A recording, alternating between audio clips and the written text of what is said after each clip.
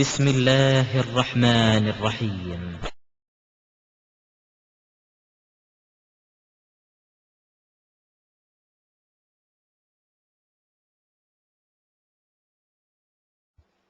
திருமறை குர்ஆன் 23 ஆண்டுகாலமாக கொஞ்சம் கொஞ்சமாக காலத்தின் தேவைக்கு ஏற்ப அருளப்பட்டது என்பதனை நாம் அறிந்திருக்கிறோம்.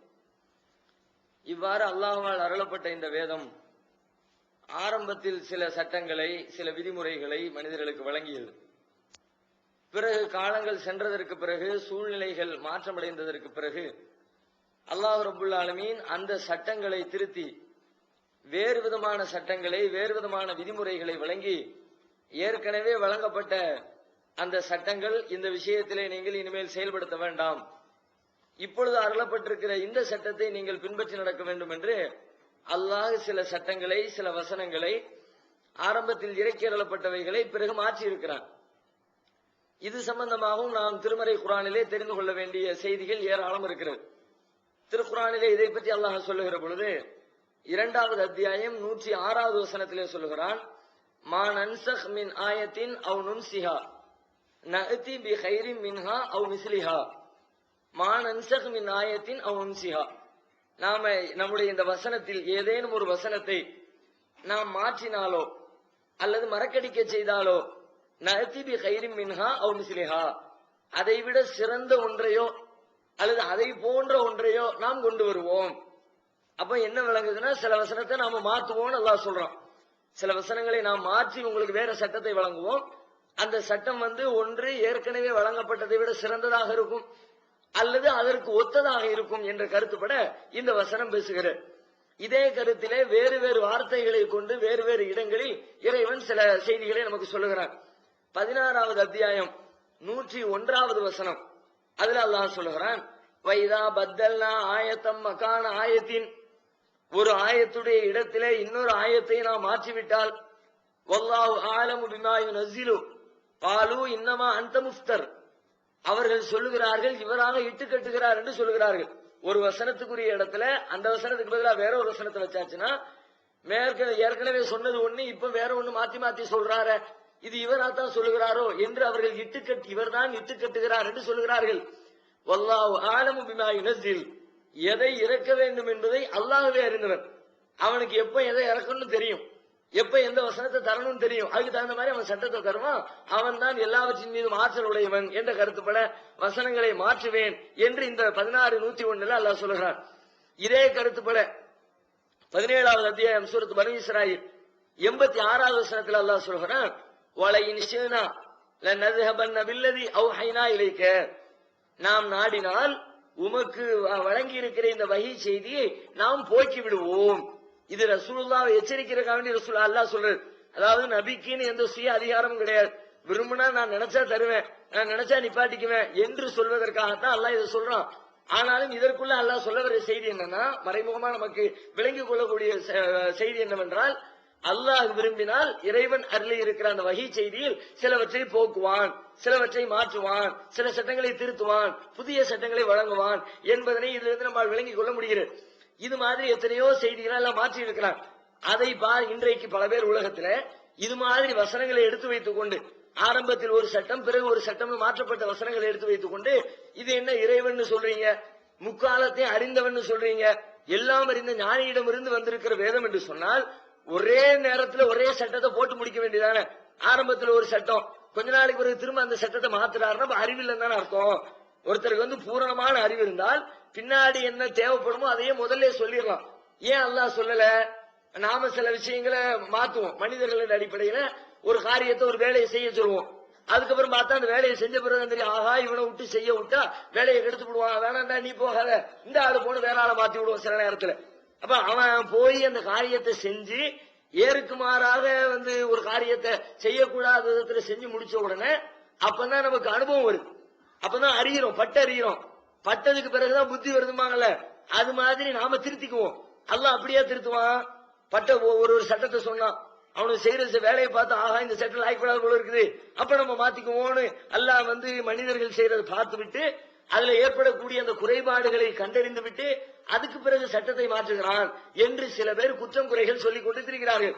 அவர்கள் உண்மையிலே திருமறை குர்ஆன் இந்த சட்ட மாற்றம் இருக்குத எதை அவங்க குறை சொல்றாங்களோ, இறைவனுடைய வேதம் இல்லை என்று விமர்சனம் செய்கிறார்களோ, அதற்கு ஆதாரமாக காட்டுகிறார்களோ, நன்றாக சிந்தித்து பார்த்தால் அதுதான் இறைவனின் வேதம் என்பதற்கு ஒரு பெரிய சான்று. அது உள்ள அல்லாஹ் ஒரு பெரிய செய்தியை சொல்றான். இது ஒரு பெரிய அறிவாளியிடம் இருந்து வந்திருக்கிற காரணத்தினால் இப்படி சட்டம் மாற்றப்பட்டிருக்கிறது. மாற்றப்படவில்லை என்று சொன்னால் அப்பதான் முட்டாள்கிட்ட இருந்து வந்திருக்குன்னு வரணும். அல்லாஹ் சட்டத்தை மாற்றி இருக்கிறான, மாற்றி இருப்பது எதை காட்டுகிறது என்று சொன்னால் அவன் மிகப்பெரிய அறிவாளி, அதனால்தான் சட்டத்தை மாத்துறான். அறிவாளி இல்லாதவன் தான் ஏற்கனவே இப்படியே செய்ய, கெட்டாலும் சரி மாத்திரா என்ன ஆனாலும் சரி இப்படியே செய்யன்னு சொல்லுவா. யார் சொல்வா? விவரம் இல்லாதவர்கள் சொல்வார்கள். விவரம் உள்ளவர்கள், எல்லாவற்றையும் அறிந்தவர்கள் காலத்திற்கு தகுந்தாற் போட்டு சட்டத்தை சில நேரங்களில் மாற்றத்தான் செய்வார்கள். உதாரணத்துக்கு எடுத்துக்குவோம், ஒரு தாய் பிள்ளைய வளர்க்கிறா. ஆரம்ப ஸ்டேஜ்ல பிள்ளைக்கு என்ன உணவுப் பொருள் கொடுப்பா? குழந்தை பிறந்த புதுசுல குழந்தைக்கு பாலை கொடுப்பா, நீர் ஆகாரம் கொடுப்பா. நாளை ஆக ஆக ஆரம்பத்துல வேற இறைச்சி மீன் இது மாதிரியான எந்த சாப்பாடும் கொடுக்க மாட்டான். நாள் ஆக ஆக ஆக ஒரு 5 வயசு 8 வயசு 10 வயசுன்னு வரும்பொழுது நல்ல பிரியாணி ஆக்கி போட்டு தின்னும்பா. ஆரம்பத்துல புள்ள பிரியாணி கேட்ட கொடுப்பாளா? பிரியாணி தொட்டுறாத, புள்ள கையில கொஞ்ச நாள் கொடுக்கவா, ஒரு துண்டு கொடுக்கற, புள்ள வாயில கொடுத்துறாங்கன்னு சத்தம் போடக்கூடிய ஒரு தாய் 10 வருடத்திற்கு பிறகு அந்த தாயை ஒரு கறி துண்டை பொறிச்சு வச்சு கறியை தின்னு, ஏன் திங்க மாட்டேங்கிற, தின்னாதான உடம்புக்கு நல்லது, நோஞ்சா மாதிரி உட்கார்ந்துட்டு இருக்கிறிய, உன் வயசுல பிள்ளையெல்லாம் பாரு என்ன தீவனம் திங்கிறானோ, நீ தான் திங்கிறியன்னு திட்டுறாள. இது எதனால்? அந்த தாய் மாறுபட்டாளா முரண்பட்டாளா? முரண்படல. அவளுக்கு ஏற்கனவே முதலே தெரியும் இந்த வயசுல இந்த பருவத்துல இந்த பிள்ளைக்கு இதை கொடுக்க கூடாது, அதனால் கொடுக்காம இருந்தார். 10 வயசு வந்த பிறகு இப்போ இந்த பிள்ளைக்கு இதை கொடுக்கணும், அந்த நேரத்துக்கு தகுந்தார் போன்று அந்த தாய் நடந்து கொண்டாள் என்று சொல்லுவோமா, அல்லது தாய் முரண்பட்டு விட்டாள் என்று சொல்லுவோமா? முதல்ல ஒண்ணு சொன்னா பின்னாடி ஒண்ணு சொன்னா மாத்தி மாத்தி பேசுறா, என்ன பொம்பளை வா அப்படி இருக்கப்போ கரெக்டா நடந்துகிட்டா, ஒரு அம்மா எப்படி நடக்கணும் அப்படி நடந்துகிட்டான்னு சொல்லுவோம்ல. அது மாதிரி திருமறை குர்ஆனில் ஆரம்பத்தில் அவர்களுடைய காலம், அவர்களுடைய சூழ்நிலை, அந்த திருமறை குர்ஆனை சந்திக்கக்கூடிய முதல் மனிதர்கள், அவர்களுடைய பழக்க வழக்கங்கள், அவற்றையெல்லாம் கவனத்தில் கொண்டு சில சட்டங்களை அல்லாஹ் சொல்லுகிறான். அந்த சூழ்நிலைகள் மாறுகிறது, அவர்களுடைய பழக்க வழக்கங்கள் மாறுகிறது, அவர்களுடைய குணாதிசயங்கள் மாறுகிறது. அதற்கு பிறகு இந்த சட்டம் தேவையில்லை என்று அல்லாஹ் வேறு சட்டத்தை கொண்டு வருகிறான். ஊர்ல சட்டங்கள், உலகத்துல எத்தனையோ கவர்மெண்ட் இருக்கு, கவர்மெண்ட் ஒவ்வொன்றும் ஒவ்வொரு விதமான சட்டத்தை போட்டுக்கிட்டே இருக்குது. இப்ப பாருங்க, சமீபத்தில் போட்டாங்க எஸ்பி பட்டணத்துல 145 போட்டாங்க. 145 தடை உத்தரவு, உள்ள நுழையக்கூடாது போட்டுச்சா. இது மாதிரி ஒவ்வொரு 144 போடுவாங்க, ஊரடங்கு உத்தரவுன்னு போடுவாங்க. எவனும் வெளியில தெருவில் 2 பேரும் சேர்ந்து பேசக்கூடாது, கூடி நிக்க கூடாது, நின்னாம சுட்டு தள்ளிடும் சட்டத்தை போடு. ஒரு 6 மாசத்துக்கு பிறகு அந்த சட்டத்தை வாபஸ் வாங்கிரு. ஒரு வருஷத்துக்கு பிறகு சட்டத்தை வாபஸ் வாங்கிடுறாங்க. வாபஸ் வாங்காம வச்சிருந்தா என்ன சொல்லுவோம் நாம? என்னடா சரியான கிணக்கு இருக்கலாம் போல இருக்குது. சட்டம் போட்டா அந்த சூழ்நிலை இருந்துச்சு, பிரச்சனையா இருந்துச்சு, அடிதடியா இருந்துச்சு, சட்டத்தை போட்டாங்க, வாபஸ் வாங்க வேண்டியதானே. 6 மாசம் ஆயிடுச்சுல, 1 வருஷம் ஆயிடுச்சுல, சூழ்நிலை தான் மாறிடுச்சுல. இப்ப சூழல் மாறிவிட்டால் வாபஸ் வாங்கினால்தான் நல்ல கவர்மெண்ட், வேற சட்டத்தை போட்டாதான் சரியான கவர்மெண்ட். சட்டத்தை மாற்றவில்லை என்று சொன்னால் கவர்மெண்ட் சரியில்லை என்று நாம் சொல்வோம். கவர்மெண்டுடைய சட்டத்திட்டங்கள் சரியில்லை. அப்ப சட்டத்தை மாற்றுகிறவன் தேவைக்கு தகுந்தார் போன்று, இடத்திற்கு தகுந்தார் போன்று யார் மாற்றுகிறார்களோ அவர்கள் தான் உண்மையிலே சரியான சட்டத்தை உலகத்திற்கு வழங்குகிறவர்கள் என்று நாம் தெளிவாக புரிந்து வைத்திருக்கிறோம். அந்த அடிப்படையில் தான் திருமறை குர்ஆன் சில சட்டங்களை ஆரம்பத்தில் வழங்கியது, தேவைக்கு ஏற்ப வழங்கியது. அந்த நேரத்தில் இது தேவை, அதற்கு பிறகு இந்த தேவை மாறிவிட்டது, பிறகு சட்டத்தையும் இறைவன் மாற்றிவிட்டான். ஆனா இது புரிஞ்சுக்காம, இதனுடைய தத்துவத்தை யதார்த்தத்தை உண்மையை புரிஞ்சுக்காம எதுல மாற்றக்கூடாது தெரியுமா? மாற்றக்கூடாதுன்னு சொன்னா வரலாறுகளை பத்தி பேசுவோம்ல, கடந்த கால செய்திகளை, அதுல மாற்றி சொல்லக்கூடாது. ஆரம்பத்தில் ஒண்ணு சொல்லிவிட்டு கிமு 4300 ஒரு ஆள் இருந்தாரு, அவர் நல்ல பெரிய, அவரை பத்தி புகழ்ந்துட்டு அதுக்கப்புறம் ஒரு 10 மாசம் கழிச்சு திரும்ப ஒரு ரசனை அடிக்க வச்சு அந்த ஆளை பத்தி சொன்னோம்ல, அந்த ஆள் நல்லவர்னு சொன்னோம், நல்லவர் இல்லப்பா கெட்டவர்னு மாத்தினா இப்ப விவரம் கெட்டவர்னு அர்த்தம். ஏன்னா கடந்த கால வரலாறுகளை பற்றி சொல்லுகிற பொழுது நடந்ததை சொல்லுகிறோம், நடந்ததை மாத்திரம் என்ன இருக்குது, என்ன நடந்துச்சுன்னு தெளிவா தெரிஞ்சா தெரிஞ்சது சொல்லிட வேண்டியதான். நடந்தது தெரியாதவன் தான் முன்னுக்கு பின் உணர்வான். திருமறை குர்ஆன் எத்தனையோ வரலாறுகளை சொல்லுகிறது, சொல்லக்கூடிய எந்த வரலாற்றிலுமே முரண்பாடுகள் இல்லை. எந்த வரலாறையுமே முதல்ல ஒண்ணு சொல்லிவிட்டு திரும்ப அந்த வரலாற்றை மாற்றி சொன்ன அந்த பழக்கம் இல்லை. திருக்குர்ஆன் கடந்த கால நிகழ்வுகளை உள்ளதை உள்ளபடி சொல்கிறது, எந்த மாற்றத்திற்கும் இடமில்லாத வகையிலே சொல்கிறது.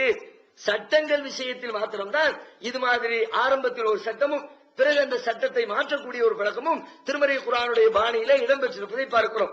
அந்த சட்டங்கள் மாற்றப்படுவது என்பது அவன் இறைவன் என்பதை, இது இறைவனிடமிருந்து வந்த வேதம் என்பதை நிரூபிப்பதற்கு ஒரு பெருத்த ஒரு மிக முக்கியமான ஒரு சான்றாக இருக்கிறது என்பதனை முதலிலே நாம் அடிப்படையில விளங்கிக் கொள்ள வேண்டும். அடுத்து அல்லாஹ் என்னென்னலாம் மாத்தினா, அப்படி எத்தனை சட்டங்கள் மாற்றப்பட்டிருக்கிறது, என்ன சட்டம் முதல்ல சொன்னா, என்ன சட்டம் இரண்டாவது சொன்னா என்று பார்க்கிறதுக்கு முன்னாடி இதுல இன்னொரு தகவலை, இன்னொரு செய்தியை நாம இந்த விஷயத்துல புரிந்து கொள்ளணும்.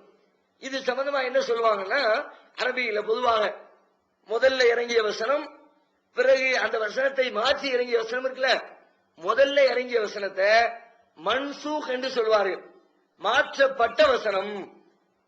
பின்னாடி இரண்டாவது வந்த வசனத்தை நாசிக் என்று சொல்வார்கள், மாற்றக்கூடிய வசனம். ஆரம்பத்தில் வந்த வசனத்தை இந்த வசனம் மாத்திடுச்சு. முதல்ல வந்தது மாற்றப்பட்டது, பின்னாடி வந்தது மாத்தினது, அந்த சட்டத்தை மாத்திருச்சு. இதுக்கு நாசிக் மன்சூக் என்று அரபியிலே சொல்லுவது வழக்கம். இப்ப இந்த நாசிக் மன்சூக்கை பொறுத்த வரைக்கும் ஒரு வசனத்தை பார்க்கிறோம். அது மேலோட்டமாக பார்த்தால் ஒரு வசனத்துல ஒரு சட்டம் இருக்கும், இன்னொரு வசனம் அதுக்கு நேர் எதிர்மறையா தெரிகிற மாதிரி இருக்கும். நேர எதிரா தெரிஞ்ச உடனே இந்த வசனத்தை அந்த வசனம் மாத்திருச்சுன்னு சொல்லிடக்கூடாது.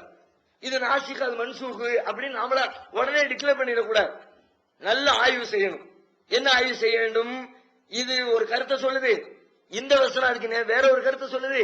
இந்த இரண்டையும் இணைத்து பார்ப்பதற்கு, ஒரு வசனத்தையும் தூக்கி போட்டுறாம ரெண்டையும் சேர்த்து வச்சு புரிந்து கொள்வதற்கு ஏதேனும் வாய்ப்பு இருக்கிறதா, இந்த ரெண்டையும் பயன்பாட்டில் கொண்டு வருவதற்கு ஏதாவது வாய்ப்பு இருக்கிறதா என்று யோசித்து பார்க்க வேண்டும். இந்த ரெண்டையும் சேர்த்து வைக்கிறதுக்கு வாய்ப்பு இருந்துச்சுன்னா அதைத்தான் முதல்ல எடுக்கணும். சேர்த்து வைக்க வாய்ப்பே இல்லை, ரெண்டையும் சேர்த்து வச்சா நம்மள முட்டாள்னு சொல்லிடுவாங்க. ஏன்னா முரண்பாடுகளை என்னைக்குமே மனுஷன் நம்ப கூடாது. அப்படி நம்பினாங்கன்னா முட்டாள் தான் நம்ப முடியும். முரண்பட்ட ரெண்டு விஷயங்களை சாப்பிட்டேன் அப்படின்னு ஒருத்தர் சொல்றாரு, சாப்பிடலன்னு ஒருத்தர் சொல்றாரு. சாப்பிட்டேன் என்பது உண்மையாக இருந்தால் உங்கள்ட்ட ஒரு ஆள் கேட்கிறார், சாப்பிட்டியா சாப்பிடலையா, ஒன்னு சாப்பிட்டேன்னு சொல்லணும் அல்ல சாப்பிடலன்னு சொல்லணும். ரெண்டையும் சேர்த்து ஒரு ஆள் சொல்ல முடியுமா? சாப்பிட்டேன் ஆனா சாப்பிடலன்னு சொல்ல முடியுமா? போனேன் ஆனா போனேன்னு சொன்னா அவன் உளறான், அவன் பொய் சொல்றான்னு அர்த்தம். ரெண்டு விஷயத்த ஒன்னா நம்ப முடியாது. என்ன ரெண்டு விஷயம்? நேர் எதிர்மறையாக இருக்கிற இரண்டு விஷயங்களை ஒரே நேரத்தில் ஒரு மனிதன் நம்ப இயலாது. அப்ப ரெண்டு துருவத்தில் நிக்குது, ரெண்டையும் சேர்த்து வைக்க வாய்ப்பே இல்லை. அப்ப என்ன பண்ணணும்? இது ஆரம்ப வசனம், இது பிறகு வந்த வசனம் என்பதை சுற்றி இருக்கக்கூடிய ஆதாரங்களை வைத்து முடிவு செய்து ஒரு வசனம் நாசிக்கு, இன்னொரு வசனம் மன்சூக்கு என்ற ஒரு முடிவுக்கு ஒன்றை நடைமுறைக்கு எடுத்துக்கொள்ள வேண்டும். ஆனா என்ன பண்றாங்க சில பேரு, சரியான முறையில சிந்திக்காம நல்ல டீப்பா ஆய்வு செய்யாம மேலோட்டமா பார்த்த உடனே இந்த வசனத்துக்கு அந்த வசனம் முரண்படுது, அப்ப இது நாசிக்கு அது மன்சூக்குன்னு இப்படி நூற்றுக்கணக்கில் வசனங்களுக்கு சும்மா பேரை போட்டு அடுக்கி வச்சிருக்காங்க.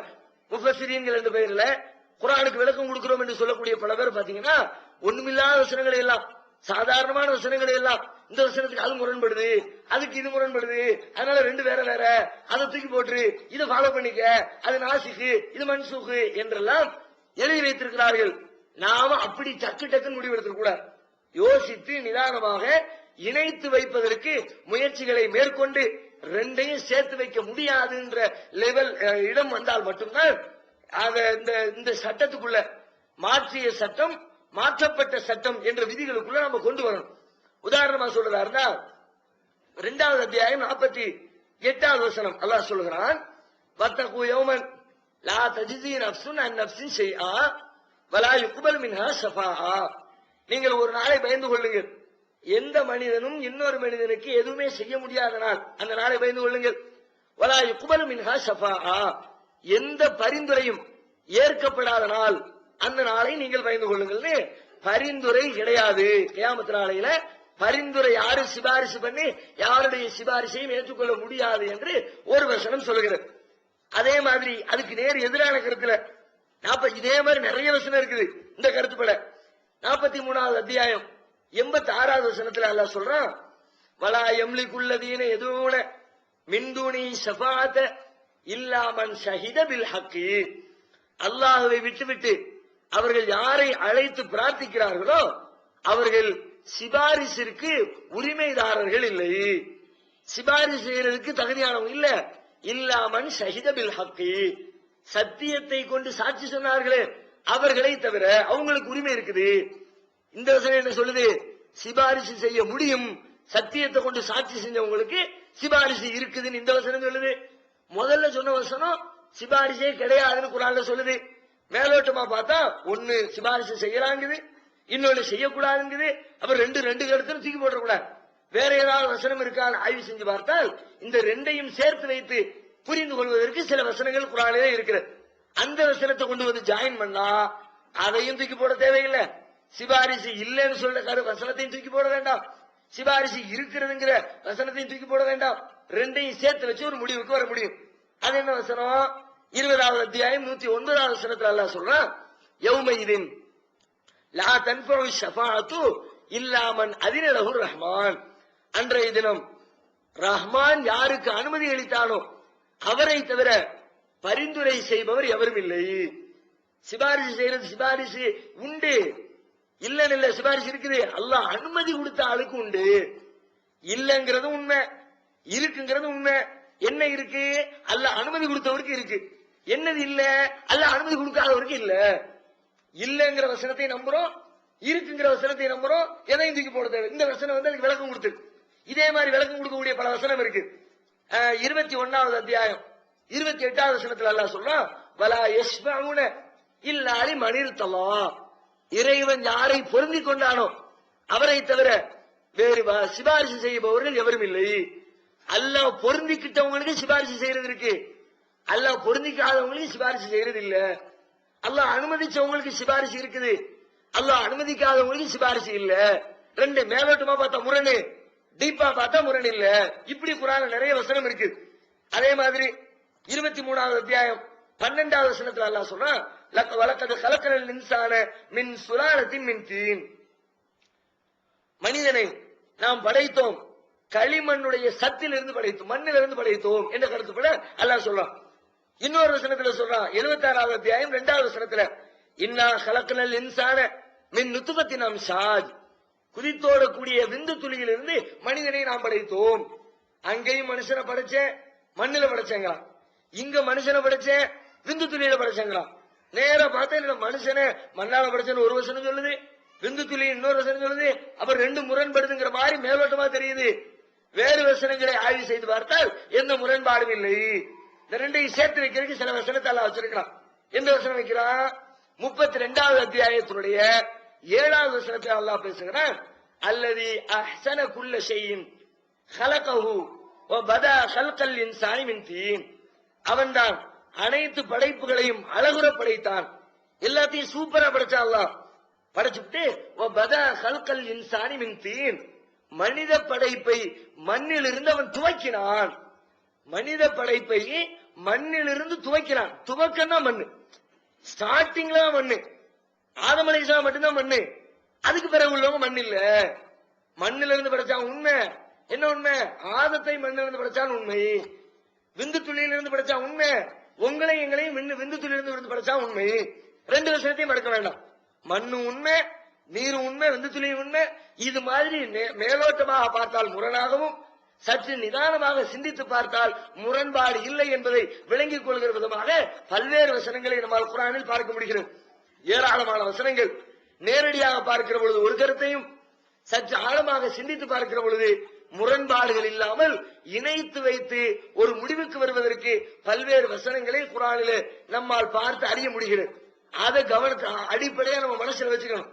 நாசிக் மன்சூக் என்று தெரிவதற்கு முன்பு அதுல ஒரு வசனத்தை கொண்டு சேர்க்கிறதுக்கு முன்னாடி இந்த வசனத்தை இந்த சட்டத்தில் சேர்க்காமல் இணைத்து வைப்பதற்கு வாய்ப்பு இருக்கிறதா, சேர்த்து வைத்து பேசுவதற்கு ஒரு வாய்ப்புகள் இருக்கிறதா, இணைத்து முடிவெடுப்பதற்கான சாத்தியக்கூறு இருக்கிறதா என்பதையெல்லாம் ஆய்வு செய்து வழியே இல்லை, ரெண்டு கருத்தை சொல்லுது என்பது திட்டவட்டமாக தெரிகிற பொழுதுதான் ஒரு கருத்து கடந்த காலத்தில் சொல்லப்பட்டது, ஒரு கருத்து அதன் பிறகு சொல்லப்பட்டது, ஏற்கனவே சொல்லப்பட்டது சட்டம் முடிந்து விட்டது, இப்பொழுது சொல்லப்பட்டதுதான் நடைமுறையில் சட்டமாக பின்பற்றப்பட வேண்டும் என்ற முடிவுக்கு நாம் வர வேண்டும். இது முதல்ல நாம தெரிந்து கொள்ள வேண்டிய செய்தி. அடுத்து என்னெல்லாம் இறக்குறான் அல்லாஹ், அது மாதிரி ஒட்டி வைக்கவே முடியாத அளவுக்கு நாசிக் மன்சூக்களை சேர்க்கிற மாதிரி சட்டங்கள் எல்லாம் என்ன இறக்கிருக்கிறான், எத்தனை இறக்கிருக்கிறான் அப்படின்னு பார்த்தா நிறைய சட்டங்கள் சொல்லப்பட்டிருக்கிறது. உதாரணமாக 2வது அத்தியாயம் 219வது வசனத்துல அல்லாஹ் சொல்லி காட்டுகிறான். மதுபானத்தை பத்தி பேசுறான். எஸ்ஸாலூனக அனில் ஹம்ரி வல் மைசிர், நபியே உம்மிடத்திலே கேட்கிறார்கள் மதுபானத்தை பற்றியும் சூதாட்டத்தை பற்றியும் கேட்கிறார்கள். குல் நீங்கள் சொல்லுங்கள், ஃபீஹிமா இஸ்முன் கபீருன் வ மனாஃபிஉ லின்னாஸ், அந்த ரெண்டிலேயும் அதிகமான கேடுகளும் பாவங்களும் மனிதர்களுக்கு கொஞ்சம் நன்மையும் இருக்கிறது என்று சொல்லுங்கள்.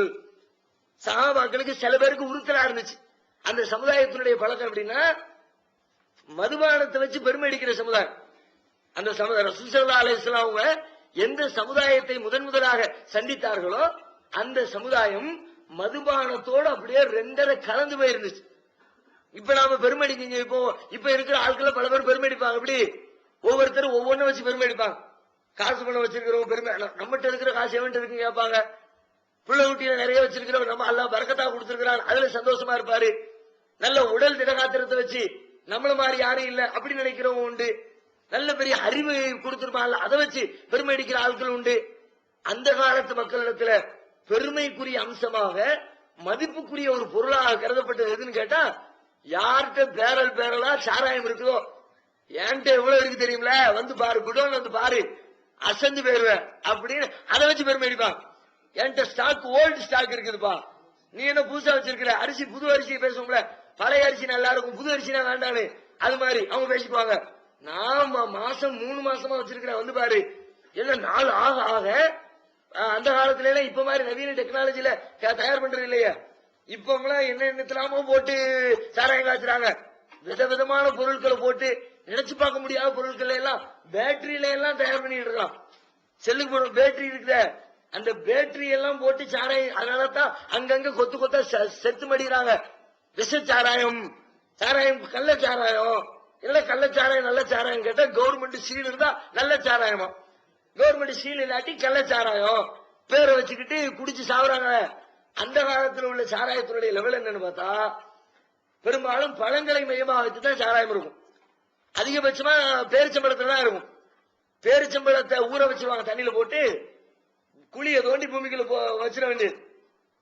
4 நாள் கழிச்சு எடுத்து பார்த்தா அப்படி புளிச்சு நுரதள்ளி போயிருக்கும். எத்தனை நாள் ஆகுதோ அத்தனை நாளுக்கு தகுந்த மாதிரி அதுல வாடை ஏறும். நாள் ஆக ஆக ஆக புளிப்பு ஏறி அதை தூக்கி ஒரு மடக்கு மோந்து பார்த்தாச்சுன்னா போதும், அவ்வளவுதான். 4 நாளைக்கு கிறங்கி விழுந்துட வேண்டியதான். மூடியம் மோந்து பார்த்துட்டே பீலா விடுற இருப்பான்ல, அந்த ரேஞ்சுக்கு இருக்கும். அதை மோந்து பார்த்தாலே கடுமையான வாடாது. அப்படி சாராயத்தோடு 2 கலந்து விட்ட ஒரு சமுதாயமாக அந்த சமுதாயம் இருந்துச்சு. அப்படிப்பட்ட சமுதாயத்தில் அல்லாஹ் ரப்பல் ஆலமீன் முதல்ல இந்த திருமறை குர்ஆன் போய் இறங்குறதுனால எடுத்த எடுப்புல இந்த சட்டங்கள் சம்பந்தமா அல்ல பேசல். ஆயிஷா ரலியல்லாஹு அன்ஹா கூட சொல்லுவாங்க, இந்த குர்ஆன் அருளப்பட்ட வரலாற்று பற்றி சொல்லும் பொழுது ஆரம்பத்தில் இறைவன் சுவர்க்கத்தையும் நரகத்தையும் பற்றி சொல்லக்கூடிய வசனங்களை முதலில் இறக்கி வைத்தான். மக்களுடைய உள்ளங்கள் அதற்கு பழக்கப்பட ஒவ்வொன்றாக இறைவன் வசனங்களை இறக்க ஆரம்பித்தான். சிறு காலத்திற்கு பிறகு அவர்களுக்கும் இஸ்லாத்திற்கும் இடையிலே ஒரு ஈர்ப்பு ஏற்பட்டதற்கு பிறகு அல்லாஹ் இது போன்ற சட்டத்தை இறக்கினான். ஆரம்பத்திலே ஒருவேளை அவர்களுக்கு நீங்கள் மது அருந்தாதீர்கள் என்று சொல்லப்பட்டால் நாங்கள் மதுவை விடமாட்டோம் என்று சொல்லியிருப்பார்கள். விபச்சாரம் செய்யாதீர்கள் என்று சொல்லப்பட்டிருந்தால் நாங்கள் விபச்சாரத்தை விடமாட்டோம் என்று சொல்லியிருப்பார்கள். எனவே இறைவன் அப்படி ஆயிஷா ரலியல்லாஹு அன்ஹா சொல்றாங்க, அவங்க அதுக்கு தகுந்த மாதிரி அவங்களுடைய மனோநிலைக்கு தகுந்த மாதிரி வாழ்க்கை நிலைக்கு தகுந்த மாதிரி அல்லாஹ் இந்த சட்டங்களை இறக்குறான். ஃபர்ஸ்ட் என்ன எப்படி இறக்குறான், ஆளுக்கு கேட்கிறாங்க. சில பேருடைய உள்ளத்துல உறுத்துது, என்னப்பா இது சாராயத்தை குடிச்சுக்கிட்டு ஒரு மாதிரியா ஆண்டிக்கிட்டு நல்லா இல்லையே, ஒரு நாகரிகமான மனுஷன் செய்யற வேலை மாதிரி தெரியலையேன்னு சில சஹாபாக்களுடைய உள்ளத்துல உறுத்து ரசூலுல்லாஹ்ட்ட போய் கேட்கிறாங்க. அப்பதான் அல்லாஹ் இந்த வசனத்தை இறக்கி வைக்கலாம். 2வது அத்தியாயம் 219வது வசனம். யஸ்அலூனக அனில் ஹம்ரி வல் மைசிர், நபியே உம்மிடத்தில் கேட்கிறார்கள் மதுபானத்தை பற்றியும் சூதாட்டத்தை பற்றியும் கேட்கிறார்கள். குல் ஃபீஹிமா இஸ்முன் கபீருன், சொல்லுங்கள் அந்த இரண்டிலேயும் பெரிய பாவம் இருக்கிறது. ஓ மனாஃபிஉ லின்னாஸ், மனிதர்களுக்கு கொஞ்சம் நன்மையும் இருக்கு. நன்மை இல்லைன்னு சொல்லிட முடியாது. குடிக்கிறவங்க ஒண்ணுமே இல்லாம தான் குடி காசை கொண்டு கரியாக்குறான்னு சொல்றத, காசு கரியாத்தான் போகுது, இல்லைன்னு மறுக்க முடியாது. ஆனாலும் 1% இருக்கத்தான். குடிச்சுட்டு அப்படியே கவலையை மறந்தேங்கிறான்ல. குடிச்சிட்டு போச்சுன்னா உள்ள போனா தான்ப்பா தெம்பா இருக்குங்கிறான்.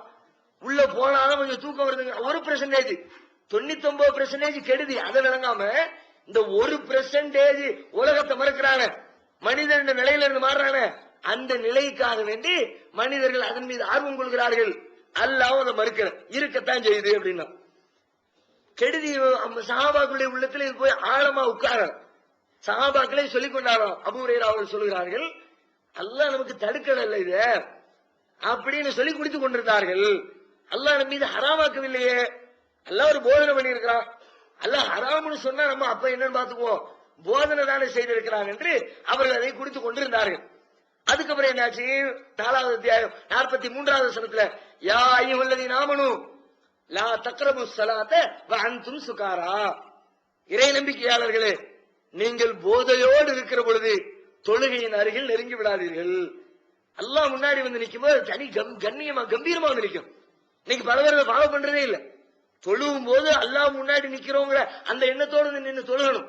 ரசூலுல்லாஹ் சொன்னாங்க, அந்த அபுதல்லாஹ கஅன்னக தராஹு, நீ இறைவனை வணங்குகிற பொழுது நீ அவனை பார்ப்பதை போன்று வணங்க வேண்டும். ஃபைல்லம் தகுன் தராஹு ஃபைன்னஹு யராக, சரி நீ பாக்குற மாதிரி உனக்கு ஃபீலிங் வரலையா, அவன் உன்னை பாக்குறான், அமீரனை போடு வணங்கு. ரெண்டுல ஏதாவது ஒண்ணு பண்ண முடியும். கடையில எல்லாம் இன்னைக்கு எல்லாம் சர்வ இந்த வசனத்தை நம்புறது. அந்த காலத்துல எல்லாம் இந்த செய்தி எப்படி மக்கள் ஏத்துக்கிட்டாங்களோ இறை தூதர்னு சொல்லி ஏத்திருப்பாங்க. இன்னைக்கு எல்லாம் ரசூலுல்லாஹ் சொன்ன இந்த வார்த்தையை நம்புறது பெரிய மேட்டரே இல்ல. ஏன் எப்படி நாம் பார்க்காம அவர் என்ன பாக்குறாருன்னு நினைக்கிறது. கடைகளை சர்வசாதாரணம் பாக்குறோம். முதலாளி எங்கிட்டோ ரூம்குள்ள குடோன்ல உட்கார்ந்துருக்காரு, பூரா கேமரா, வேலை பார்க்கறத 1 நிமிஷத்தை வேஸ்ட் பண்ணாம கரெக்டா வேலை பார்க்கறேன். கேமரால அங்க உட்கார்ந்து பாத்துக்கிட்டு இருக்காரு. நம்ம முதலாளியை பார்க்கல, முதலாளி நம்மை பார்க்கிறார். அந்த உணர்வு வரத்தானே செய்த மனுஷனுக்கு. ரசூலுல்லாஹ் சொல்றாங்க, நீ அவனை பாக்குற மாதிரி நினைச்சு பாரு.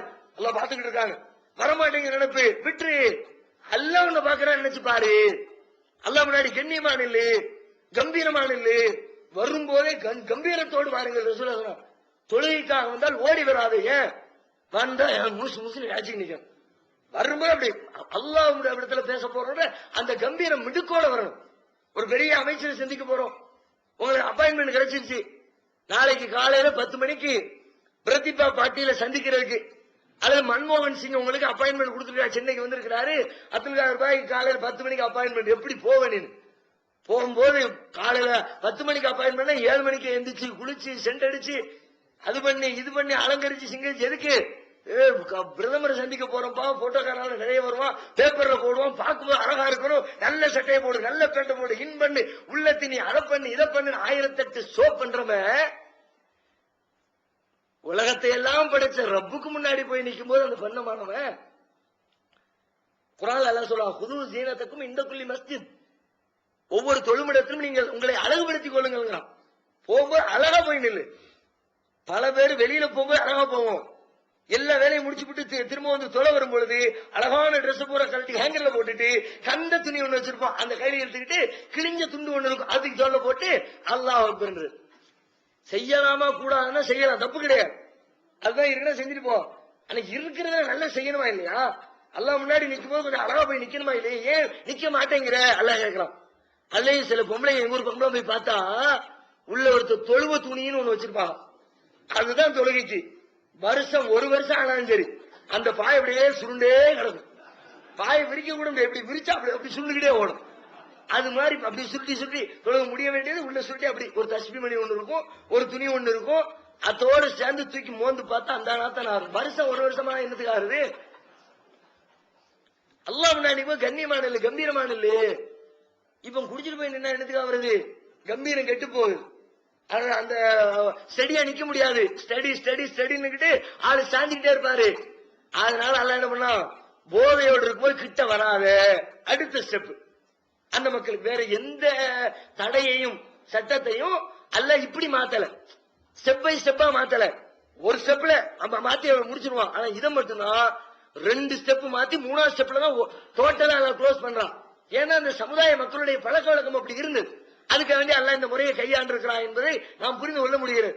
2வது தடுத்தான். அப்ப முதல்ல உள்ள வசனத்தை இது மாத்திருச்சு. முதல் வசனம் என்ன?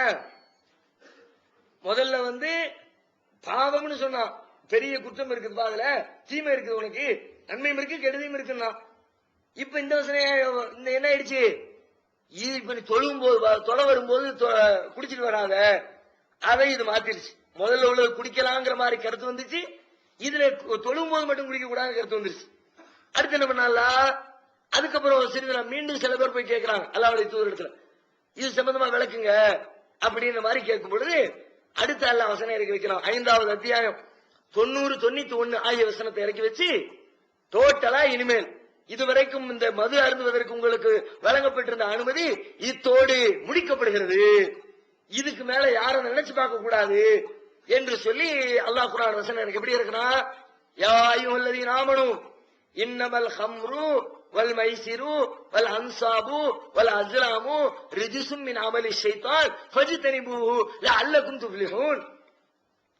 யா அய்யுஹல்லதீன ஆமனூ, இறை நம்பிக்கையாளர்களே, இன்னமல் ஹம்ரு வல் மைசிர், மதுபானமும் சூதாட்டமும், வல் அன்சாபு வல் அஸ்லாமு, பலிபீடங்களும், பலி கொடுக்கிறதுக்காக வேண்டி எடுத்து வச்சிருப்பாங்களே பலிபீடங்களும், அது மாதிரி குறி கேட்பதற்காக பயன்படுத்தக்கூடிய அம்புகளும், ரிஜிசும் மின் அமலி ஷைத்தான், ஷைத்தானின் நடவடிக்கை, ஒரு அருவருப்பான காரியம், ஃபஜ்தனிபூஹு, அதை விட்டு நீங்கள் விலகிக் கொள்ளுங்கள், அதிலிருந்து நீங்க தவிர்த்து கொள்ளுங்கள் என்று அல்லாஹ் வசனத்தை அடுத்த வசனத்தை சொல்றான். இன்னமா யுரீது ஷைத்தானு அன் யூகியா பைனகுமுல் அதாவத வல் பக்லா ஃபில் ஹம்ரி வல் மைசிரி வ யசுத்தகும் அன் ذிக்ரில்லாஹி வ அனிஸ் ஸலாத்தி ஃபஹல் அன்தும் முன்தஹூன். இன்னமா யுரீது ஷைத்தான், ஷைத்தான் விரும்புவதெல்லாம் அன் யூகியா பைனகுமுல் அதாவத வல் பக்லா, வெறுப்பையும் பகைமையையும் மதுவின் மூலமாக சூதாட்டத்தின் மூலமாக உங்களுக்கு இடையில பகைமை உருவாக்க பாக்குறான். பகைமை வருதா இல்லையா, குடிக்கிற வரைக்கும் தோல் மேல தோல் போட்டு அப்படியே ஃப்ரெண்ட்ஸா போய்கிட்டு இருந்தவங்க, குடிச்சதுக்கு பிறகு 2 பேரும் சட்டை பிடிச்சு நீ எப்படா சொல்ல போச்சு, ஒண்ணுமே சொல்லிருக்க மாட்டான், நீ எப்படி சொல்ல போச்சுன்னு மல்லுக்கு நிக்கிறான், அடிச்சுக்கிட்டு உருள்றான், நட்பு கெட்டு போயிரு, கோபம் வருது, தேவையில்லாம வெறுப்பு வருது, ஒருத்தன் போட்டு அடிக்கிறான், அறிவு கெட்டு போயிருது. அல்லாஹ் சொன்னான், இது உங்களுக்கு இடத்துல பகைமையை உருவாக்குறதுக்கு ஷைத்தான் பண்ற வேலை. சுத்தக்குமன் திக்ரில்லா, அல்லாஹ்வுடைய நினைப்பை விட்டு உங்களை திருப்புறதுக்கு ஷைத்தான் பண்ற வேலை. அனிஸ்ஸலா, தொழுகையை விட்டு உங்களை மாத்துறதுக்கு ஷைத்தான் பண்ற வேலை. ஃபஹல் அன்தும் முன்தஹூன், இதிலிருந்து நீங்கள் விலகிக் கொள்ள மாட்டீர்களா என்று 3வது வசனத்தை இறக்கி வச்சு அத்தோட அல்லாஹ் ஸ்டாப் பண்ணிட்டான். இனிமே யாரும் சில பேர் இதை கூட விவரம் கட்ட நம்ம ஆட்கள் சில பேர் இருக்கிறாங்க, அதாவது இந்த குர்ஆன் எப்படி அல்லாஹ் இறக்கி வச்சு 1 by 1 மாத்துறானோ, இப்ப நமக்கும் இந்த 1 by 1 மாறுறது இருக்குது. எப்படிப்பா 1 by 1? இப்ப நான் ஸ்டார்டிங்ல குடிச்சுக்கலாம், அதுக்கப்புறம் கொஞ்ச நாளைக்கு பிறகு தொழுகைக்கு மட்டும் குடிக்காம இருக்கணும், அதுக்கப்புறம் கொஞ்ச நாளைக்கு பிறகு ஒரேடியா குடிக்காம இருக்கணும், அப்படி அனுமதி இருக்குது. சரி, எவ்வளவு நாளைக்கு நீ குடிக்காம இருப்ப? எவ்வளவு ஆர்டர் வரணும்ல, ஆர்டர் வந்துச்சு நிறுத்தி விட்டாங்க, எப்ப உனக்கு யாரும் ஆர்டர் தருவா? எல்லாம் சொல்லுவானா, போதும்பா 2.25 வருஷம் ஆயிடுச்சு போதும், அடுத்த ஸ்டெப்புக்கு மாதிரி நல்லா வந்து சொல்லுவாங்க. உனக்கு குடிக்கணும் ஆசைப்பட குடிச்சு தொலை, எதுக்கு குர்ஆனை சொல்லிக்கிட்டு குடிக்கிற? உனக்கு குடிக்கத்தான் வேணும், அதுல தான் போய் சாவேனா விழுந்து சாவு யார் வேணாம்னா, அது எதுக்கு குர்ஆன் இஸ்லாமே இப்படி சொல்லுதுன்னு சொல்ற? கடந்த காலத்துல அப்படித்தானே சொன்னாங்க. ஏன்பா இந்த அருவருப்பான காரியத்தை செய்றீங்க அப்படின்னா, வல்லாஹு அமர்னா பிஹா, அல்லாஹ் தான் இதை எங்களுக்கு ஏவினான். அடப்பாவி, அல்லாஹ் மேலே பழி தூக்கி போடுறிய, அவன் சொன்னா இவன் சொன்னான்னு பக்கத்துள்ளவன் சொல்லி சொன்னதெல்லாம் போய் அல்லாஹ் மேலே பழி தூக்கி போடுற எவ்வளவு பெரிய கோவம், பாவம், சர்வ சாதாரணமாக செய்கிறார்கள். அதனால அதுவெல்லாம் ஒரு மோசமான உலகங்கள சில பேர் மாதிரி பேசிக்கிட்டு இருக்காங்க. இப்போ இதோட ஸ்டாப். இனிமே புதுசா இஸ்லாத்தை ஏத்துக்கிட்டாலும் சரி, இஸ்லாமியர்களாகவே பல வருஷம் வாழ்ந்தவங்களா இருந்தாலும் சரி, இனிமேல் கொண்டு மதுவுக்கு யாருக்கும் அனுமதி இல்லைன்னு அல்லாஹ் ஸ்டெப் பை ஸ்டெப்பா ஆர்டர் போட்டு இறக்கி அதை தடுத்து விட்டான். இந்த தடையில இன்னொன்னு நம்ம விளங்கணும், நம்ம சமுதாயத்திலே பல பேர் விளங்காம இந்த மதுவுக்கு அடிமையாகி சர்வசாதாரணமா அதுல போய் விழுந்து கிடக்கிறதெல்லாம் பாக்குறோம். அல்லாஹ் எவ்வளவு கடுமையா சொல்றான், அதை யோசிப்பாங்க. அல்லாஹ் எந்த அளவுக்கு அந்த வார்த்தையில வர்ணிக்கிறான். உங்களுக்கு இடையில பகைமை உருவாக்க போறான், மதுவினால உங்களுக்கு இடையில வெறுப்பை கொண்டு வர போறான், அல்லாஹ்வுடைய நினைப்பை தடுக்க போறான், தொழுகையை விட்டு உங்களுக்கு தூரமாக்க போறான். இதை விட்டு விளைவிக்க மாட்டீங்களா? அல்லாஹ் கேட்கிற கேள்விக்கு நாம என்னதான் மதிப்பு கொடுத்திருக்கிறோம்? அது நமக்கு என்னத்தை தந்திருச்சு? மது குடிக்கக்கூடியவங்க, அந்த சாராயத்தின் நாட்டை உள்ளவங்க கொஞ்சம் யோசிச்சு பாருங்க, ஒரு நிமிஷம் நீங்க நின்று யோசிச்சு பாருங்க. அதனால் நமக்கு கிடைத்த பலாபலன் என்ன? பகுத்தறிவு கிரீடம். மனுஷனுக்கு உள்ளது பகுத்தறிவு. பகுத்தறிவு வச்சுதான் மனுஷன், பகுத்தறிவு இல்லாட்டி மனுஷனே இல்லை. மற்ற ஜீவனுக்கு நமக்கு இருக்கிற முக்கியமான வித்தியாசம் என்ன? ஒவ்வொரு காரியத்தையும் பகுத்து உணர்ந்து கொள்ளக்கூடிய ஆற்றல் வழங்கி இருக்கிறான். இந்த மது முதல்ல செய்யற வேலை என்னன்னா, மனித தன்மைக்கென்று இருக்கிற அந்த சிறப்பம்சத்தை அழிக்கிறது தான் பகுத்தறிவுடைய வேலை. மதுவுடைய வேலை பகுத்தறிவு. பகுத்தறிவு மனுஷனை கரெக்டா சிந்திக்க வைக்கும், எதையும் கரெக்டான பார்வையோடு பார்க்க வைக்கும். இந்த பொருள் இருக்குதுன்னா இது இந்த சைஸ்ல தான் இருக்குதுன்னு என் கண்ணு மூளைக்கு சொல்லி மூளை வழியா இந்த பொருளை பாக்குறேன். இதை தூக்குறதுக்கு நான் எவ்வளவு ட்ரை பண்ணுவேன், எப்படி முயற்சி எடுப்பேன். இந்த பொருளை நான் கையில் எடுக்க நினைக்கிறேன், கரிச்சிப்பு கிடைக்கு, கரிச்சிப்பை எடுக்க நினைக்கிறானே ஒரு 2 விரல் வச்சு இப்படி தூக்குவேன். கரிச்சிப்பை எடுக்க போகும்போது அப்படி கையில தூக்கி அப்படி கொண்டு போனா கரிச்சிப்பை செத்துனோண்டு இருக்கு, தூக்குறதுக்கு என்ன அப்படின்னு மாமாக்களை பாருங்க ஊத்திட்டு வருவாங்கல்ல, இத்தனோண்டி கல்லு கிடக்கும், இப்படியே தாண்டுவான் காலை இப்படியே தூக்கி வச்சாங்க. என்னடா அவன் பாருங்க பெருசா இருக்கு, அவங்க சின்ன கல்லை தாண்டறதுக்கு அப்படியே ரோடு பூரா வீடு கட்டி அலம்பல் பண்ணி தூக்கி காலை வைக்கிறாங்கன்னா அறிவு போச்சு. அறிவு இருந்தா இப்படி காலை தூக்க மாட்டான். சின்ன கல்லுக்கு அதுக்கு தகுந்த மாதிரி தூக்கணும், பெரிய கல்லுக்கு அதுக்கு தகுந்த மாதிரி தூக்கணும். தூக்க முடியல, அறிவு கெட்டு போகுது, பொருளாதார இழப்பு, உடல்நலை கேடு, சின்ன வயசுலயே கிளவு மாதிரி ஆகி போய் 30 வயசு 40 வயசுலயே மாடிப்படியில ஏற முடியல, இறங்க முடியல, மூசு நிலைக்குது. நுரையீரல் கல்லீரல் எல்லாம் உடல்ல இருக்கிற எல்லா பார்ட்ஸும் அழிஞ்சு நாசமா போய் சமுதாயத்துல கண்ணியம் போய் குடியாரம் போச்சு, விடிஞ்சா போச்சப்பா, விடப்பா அவன் பேச்ச பேசாதப்பா அப்படின்னு அவனுடைய அந்த அந்தஸ்து எல்லாம் குறைக்கப்பட்டு அதையெல்லாம் விட பெருசா ரசூலுல்லாஹ் சொல்றாங்க, இந்த உலகத்துல நீ மது குடிச்சிட்ட மறுமையில சொர்க்கத்துல உனக்கு மது கிடைக்காது பாத்துக்க. மறுமையினுடைய அந்த மதுவிற்கு ஆசைப்பட்டால் இதுல இன்னொன்னு நீங்க புரிஞ்சுக்கணும். அதனடா மது இங்கேயே குடிக்க, சாராயம் குடிக்கிறது கெட்டதுங்கிறோம், சொர்க்கம்னு கூட்டி கொண்டு போய் வச்சு அங்கேயும் இந்த வேலையை பார்க்கறானு. அங்க தருவான் அல்ல மது, அது கேடல. எப்போ ஒரு காரியம் சரி தவறு எதை வச்சு சொல்றது? அல்லாஹ் அனுமதிச்சா சரி, அல்லாஹ் அனுமதி கேட்டு தப்பு, அதான மேட்ரு. அளவுகோல் என்ன? அல்லாஹ் அனுமதித்திருக்கானா ஓகே சரி செஞ்சுட்டு போ, அல்லாஹ் அனுமதிக்கலையா செய்யாத. ஹலால் ஹராமுக்கு அதானே. உலகத்துடைய பார்வை நமக்கு தேவையில்லை. அது கூட இன்னும் நீங்க சிந்திச்சு பார்த்தா அல்லாஹ் சொல்ற அந்த மதுவை பத்தி மறுமையில நீ இங்க குடிக்க கூடாதுன்னு சொன்னதுக்கும் மறுமையில உனக்கு மது தருவேன்னு சொன்னதுக்கும் ஒரு பெரிய வித்தியாசம் இருக்கு. என்ன காரணம்னா மதுவை மறுமையில தருவானா அல்லாஹ் மஸலுல் ஜன்னத்தில்லதி உய்தல் முத்தகூன் வர்ணிக்கிறான் சொர்க்கத்தை. முத்தகீன்களுக்காக வாக்களிக்கப்பட்டிருக்கிற அந்த சுவர்க்கத்திற்கு உதாரணம் அது எப்படி இருக்கும் தெரியுமா? ஃபீஹா அன்ஹாரும் மின் மாயின் கைரி ஆசினின், மாற்றமடையாத ஆறுகள் அங்கே ஓடிக்கொண்டிருக்கும். ஆறு உண்டு, ஆனா அந்த ஆறு மாறிடாது, கெட்டு போயிடாது. இன்னைக்கு கெட்டு போகாத ஆறு தண்ணி ஏதாவது இருக்குதா? எந்த தண்ணி எடுத்தாலும் கெட்டு போயிரு. கெட்டு போகாத ஒரு தண்ணியை கொண்டு வந்தாலும் அதுலயும் கெட்டு போகிறதுக்குன்னு ஒரு தேதியை போட்டு வச்சு இதுக்கு மேல யூஸ் பண்ணாதன்னு சொல்லிட்டு இருக்கான். அப்போ கெட்டு போகாத தண்ணியை மறுமையில வச்சிருக்கிற சொல்றாங்க.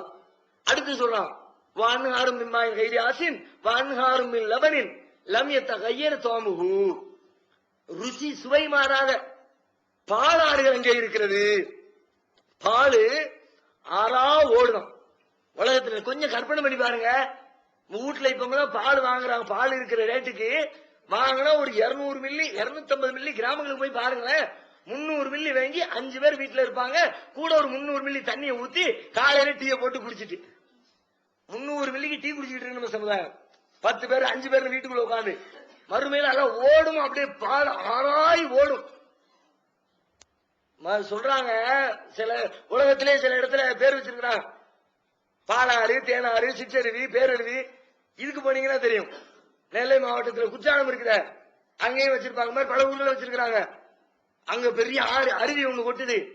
ஒரு அருவிக்கு பேர் வச்சிருக்கான் பாலாறுன்னு. பாலாறுன்னு ஆரம்பத்துல எப்ப பாலா ஆறு மாறு ஓடும் போல இருக்குது அப்படின்னு விவரம் தெரியாத பருவத்தில் விளங்கிக்கிட்டு கஷ்டப்பட்டு பாலாறு தேடி போனா எல்லா பக்கமும் இருக்கிற ஒரே ஆறு தான், அங்கேயும் தண்ணி ஓடிக்கிட்டு இருக்கு. என்னையா இது பாலாறுனா? பேரு பாலாறு, உள்ளுக்குள்ள பாலா ஓடும் உனக்கு. மறுமையில அல்லாஹ் சொல்றான், பேர் இல்லப்பா பாலாறு, நிஜமாவே பால் ஆறாக ஓடும். பாலாறு அல்லது பால் ஆறாக ஓடும். வான்ஹாரும் இல்லவனி லம்மே தகையர் தோமுகு, சுவை மாறாது, அது கூட டேஸ்ட் மாறாது. உலகத்துல பால் வாங்கிட்டு போய் 1/2 மணி நேரத்துல சூடு பண்ணது அல்லது ஃப்ரிட்ஜ்ல வைக்கல, முடிஞ்சு போச்சு தெரிஞ்சு போச்சுன்னு தூக்கி கொட்ட வேண்டியதான் குப்பையில. அங்க அப்படி கிடையாது. நீ உள்ள ஃப்ரிட்ஜ்ல வைக்காம இரு, தூக்கிட்டு போகாம இரு. அது எத்தனை ஆண்டு காலம் ஜீவித்திருந்தாலும் அத்தனை ஆண்டு காலம் கெட்டு போகாமல் ஓடிக்கொண்டிருக்கும் பாலாறு. அடுத்து வர்றான் வஅன்ஹாரும் மின் ஹம்ரின் லzzத்தில் லிஷாரிபீன், குடிப்பவர்களுக்கு இன்பம் தருகிற மது ஆறுகள் எங்கே உண்டு. ஆறங்க மது உண்டு. அங்க மதுனா இங்க மாதிரி கோட்டர் ஆஃப் ஃபுல்லுக்கு நீ காத்து கிடக்க தேவையில்லப்பா. அன்ஹாரும் மின் ஹம்ர், மதுவும் ஆராய் ஓடும். எதுக்கு? லzzத்தில் லிஷாரிபீன், குடிக்கிறவர்களுக்கு அந்த கிக்கை தருவதற்கு. அப்படி அதுக்கு தானே குடிக்க. நீனு குடிச்சா என்ன நீ எதிர்பார்க்கிறது உண்டு. ஆனா உலகத்துல குடிச்சு புட்டு இருந்தி அது மாதிரி இங்க இருக்காது. உலகத்துல குடிச்சு என்ன ரிசல்ட்? குடிச்ச உடனே பகுத்தறிவு செயலிழந்து போச்சு, இடுப்புல இருக்கிற வேஷ்டி கீழே வந்து போச்சு, கைகாலில் இருக்கிற நகைகள் நட்டு வாட்சி கீச்சு பணங்கன்னு எல்லாத்தையும் அடுத்த பிடிக்கிட்டு போனா, சுயநிலம் இல்லாம தெருவுல கிடந்த அப்படியே சாக்கடையில் விழுந்து பக்கத்துல கிடக்கிற பன்னிக்குட்டியோட சொரிஞ்சு விட்டு ஏதோ சந்தன குட்டியில கிடக்கிற மாதிரி மிதந்த விவரம் தெரியாம அப்படி இருக்காது அங்க. லா யுஸத்தஊன அன்ஹா வலா யுன்ஸிஃபூன், நிலை தடுமாற மாட்டார்கள், புத்தி வேதனிக்க மாட்டார்கள், தலைவலிக்கு ஆளாக மாட்டார்கள். குடிச்சவங்களுக்கு எல்லாம் தலைவலி வருதுங்க ரிப்போர்ட் சொல்லுது. அல்லாஹ் சொல்றான் தலைவலி வராது உனக்கு. ஸ்டடி இங்க இருக்கிற ஸ்டடி இல்ல, அங்க நிஜமாவே ஸ்டடியா குடிப்பேனே. லzzத்தில் லிஷாரிபின், குடிப்பவர்களுக்கு இன்பம் ஊட்டுகிற மதுவாறு உண்டு. அந்த ஆறு வேணும்னா, அந்த மது வேணும்னா இந்த மதுவை நீ தியாகம் பண்ணு, நெருங்காத, அதுல கொண்டு வாய வைக்காத. அது உனக்கு உடலுக்கும் கேடு, காசுக்கும் கேடு, குடும்பத்துக்கும் கேடு, நாட்டுக்கும் கேடு. அதை கொஞ்சம் விளங்கிக்கேன்னு அல்லாஹ் வந்து தடுத்து நாசிக் மன்சூக்ல இதை ஒன்றை தடுக்கிறான். அதே மாதிரி அல்லாஹ் ரப்பல் ஆலமீன் தடுக்கக்கூடிய அடுத்த இன்னொரு மிக முக்கியமான செய்தி நோன்பு. இப்ப நாம நோன்பு வச்சிருக்கிறோம். நோன்பு சம்பந்தமா சில விஷயங்களை ஆரம்பத்தில் சொல்லி பிறகு அல்லாஹ் ரப்பல் ஆலமீன் அதில் மாற்றம் செய்திருக்கிறான். என்ன மாற்றி இருக்கிறான் அப்படின்னா, 2வது அத்தியாயம் 184வது வசனத்திலே அல்லாஹ் சொல்லுகிறான், ஐயாமம் மாதுதாத், நோன்பு என்பது சில குறிப்பிட்ட நாட்கள் நோன்பு. ஃபமன் கான மின்கும் மரியவன், யார் உங்களில் நோய்வாய்ப்பட்டிருக்கிறாரோ, அவ்வாலா சஃபரின், அல்லது பயணத்தில் இருக்கிறாரோ, ஃபஇத்தத்தும் மின் ஐயாமின் உகர், அவர்களுக்கு வேறு நாட்களில் நோன்பு அவர்கள் நோற்றுக் கொள்ள வேண்டும். அலல்லதீன யுத்தீகூனஹு, யாருக்கு நோன்பு வைப்பதற்கு சக்தி இருந்து நோன்பு வைக்கவில்லையோ, நோன்பு வைக்கிறதுக்கு நல்ல திரகாத்திரமான ஆள் இருந்தாங்க, நோன்புலாம் வைக்கலாம், ஒன்னும் நோய் வாயெல்லாம் ஒண்ணும் இல்ல, ஆனால் நோன்பு வேணாம்பா அப்படின்னு இருக்கிறார். ஃபிதியத்துன் தஆமு மிஸ்கீன், அவர் மேல குற்றமா ஒண்ணும் இல்ல, அவர் வந்து ஒரு ஏழைக்கு உணவளிக்கட்டும். ஆரம்பத்தில் இப்படி ஒரு சட்டம் இருந்துச்சு. அதுக்கு பிறகு இந்த சட்டத்தில் சில மாற்றங்களை இறைவன் ஏற்படுத்தினார். அந்த மாற்றங்கள் என்ன என்பது குறித்த மேலதிகமான தகவல்களை இன்ஷா அல்லாஹ் வரும் நாட்களில் நாம் தொடர்ந்து பார்ப்போம். அல்லாஹ்